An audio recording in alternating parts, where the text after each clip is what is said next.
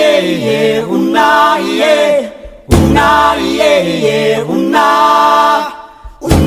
iye, una iye, una iye, una.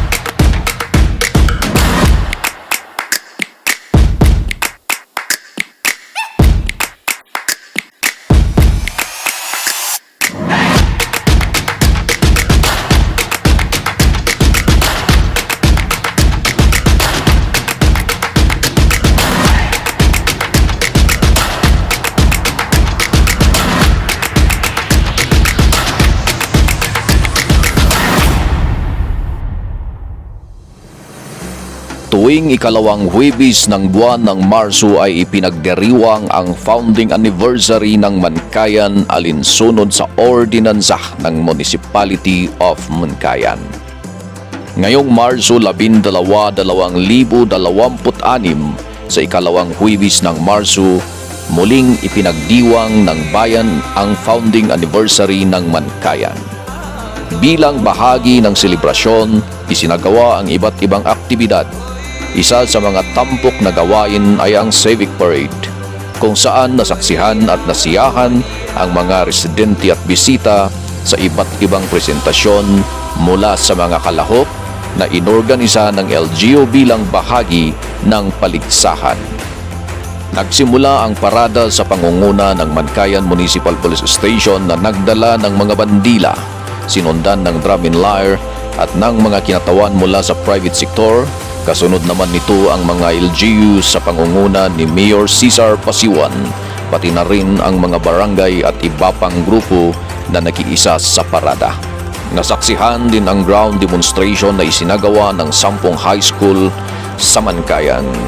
Matapos ang ground demonstration contest, sinimulan ang formal na programa sa pamamagitan ng mensahe ng ama ng Mankayan at tagapagtaguyod ng bayanihan na si Mayor Cesar de los Reyes Pasiwan. Sa pagdiriwang ng ika-113th founding anniversary, dumalo rin ang mga panauhin mula sa Provincial LGU sa pangunguna ni Governor Melchor Diclas, kasama sina Board Member Robin Tindaan, Board Member Romeo Salda, Board Member Neptali Kamsul, Board Member Charmaine Likigan, Board Member Jim Butiway, and Attorney Mayat Licino. Dumalo rin ang kinatawan mula sa tanggapan ni Congressman Eric Yap na si Attorney Frenzel Ayong. Gayon din ang guest speaker na si Attorney Jeneline Dawayan, Regional Director ng Department of Agriculture, Cordillera Administrative Region. Kinilala rin sa programa ang Mr. and Miss Mankayan 2026. Ang mga miyembro ng Sangguniang Bayan sa pangunguna ni Vice Mayor Aldrin Camiling, pati na rin ang mga barangay officials at lahat ng mga bisita na nakiisa sa pagdiriwang. Dagdag pa sa mga aktibidad, ang Tricycle Float Parade Competition na nagpakita ng tradisyon at kulturang patuloy na pinagyayaman ng mga taga-Mankayan.